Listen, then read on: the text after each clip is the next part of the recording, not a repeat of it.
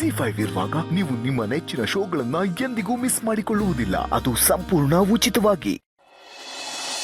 Thank you ಸಾಕು, thank you. ಅಕ್ರೆ, ಒಂದು ನಿಮಿಷ. ಏನಾಯ್ತು?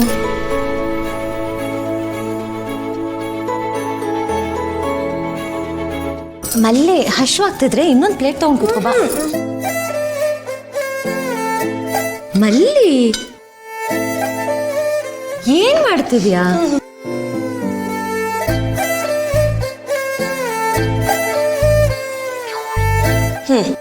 ಇವಾಗ ತಿನ್ನಿ.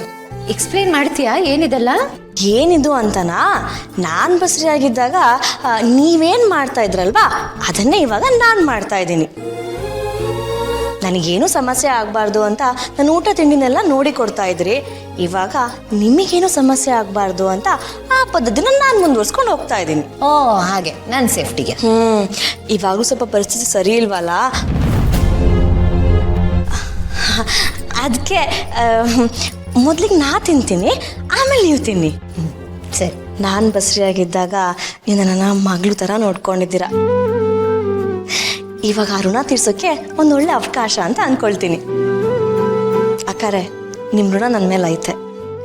ಅದನ್ನು ಬರೀ ಬಾಯಿ ಮಾತ್ರ ಹೇಳೋದಕ್ಕಾಗೋದಿಲ್ಲ. ನಾನು ನಿಮಗೆ ಎಷ್ಟೇ ಮಾಡಿದರೂ ಕಮ್ಮಿನೇ. ಥ್ಯಾಂಕ್ ಯು ಸೋ ಮಚ್ ಮಲ್ಲಿ. ನನ್ನ ಮಗು ಮೇಲೆ ಇಷ್ಟೊಂದು ಕಾಳಜಿ ಇಟ್ಕೊಂಡಿದೆಯಲ್ಲ, ಥ್ಯಾಂಕ್ ಯು.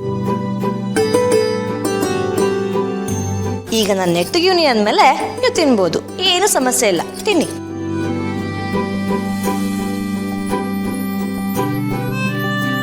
ಏನು ಸಿಸ್ಟರ್ ಇದು? ಏನು ಕಾಳಜಿ, ಏನು ಕೇರು, ಏನು ಪ್ರೀತಿ ನೋಡೋಕ್ಕಾಗ್ತಾ ಇಲ್ಲ. 1000 ಸೂಜಿ ಒಂದೆರಡು ಸರ್ತಿ ಕಚಕ್ಕಂತ ಸುಚ್ಚಿದಂಗೆ ಆಗ್ತಾ ಇದೆ. ಈ ಮಲ್ಲಿ ವಾಪಸ್ ಬರ್ತಿದ್ದ ಹಾಗೆ ಇವಳಿಗೆ ಬಾಡಿ ಗಾರ್ಡ್ ಆಗಿಬಿಟ್ಟಿದ್ದಾಳೆ. ಸಿಸ್ಟರ್, ಇನ್ನು ಕಷ್ಟ ಇದೆ. ನಿನ್ನ ಹಿರಿ ಸೊಸೆನ ಟಚ್ ಮಾಡಬೇಕಂದ್ರೂ ಕಿರಿ ಸೊಸೆನ ದಾಟ್ಕೊಂಡು ಹೋಗ್ಬೇಕು. ಚೆಕ್ ಪಾಯಿಂಟ್ ಥರ ಕೆಲಸ ಮಾಡ್ತಿದ್ದಾಳು ಅವಳು. ಇರಲಿ ಬಿಡೋಣ, ಗುರಿ ಇಟ್ಟ ಮೇಲೆ ಮುಗೀತು. ಗೋಡೆ ಏನು ಕೋಟೆನೇ ಅಡ್ಡ ಬಂದರೂ ಅದನ್ನು ಹೇಗೆ ದಾಟ್ಕೊಂಡು ಹೋಗಬೇಕು ಅಂತ ನನಗೆ ಚೆನ್ನಾಗಿ ಗೊತ್ತು. ಅಂದರೆ ಅವರು ರಂಗೋಲಿ ಕೆಳಗೆ ನುಸಿದ್ರೆ ನೀ ಟೈಲ್ಸ್ ಕೆಳಗೆ ನುಸುಳ್ತೀಯ ಅನ್ನೋ. ಅಂದ್ಕೊಂಡಿದ್ದಾಗಬೇಕು ಅಂದರೆ ಏನಾದರೂ ಒಂದು ಮಾಡಲೇಬೇಕು. ಕೈ ಕಟ್ಕೊಂಡು ಕೂತ್ಕೊಳ್ಳೋಕ್ಕಾಗಲ್ವಲ್ಲ.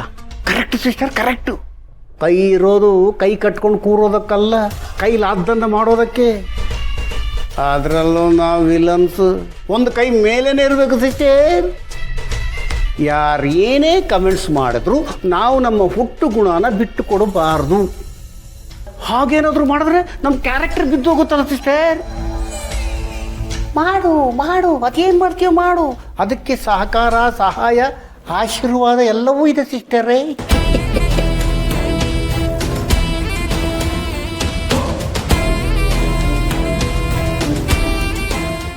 ZEE5 ಆಪ್ ಡೌನ್ಲೋಡ್ ಮಾಡಿ ಎಲ್ಲಾ ಸಂಚಿಕೆಗಳನ್ನು ಸಂಪೂರ್ಣ ಉಚಿತವಾಗಿ ನೋಡಿ.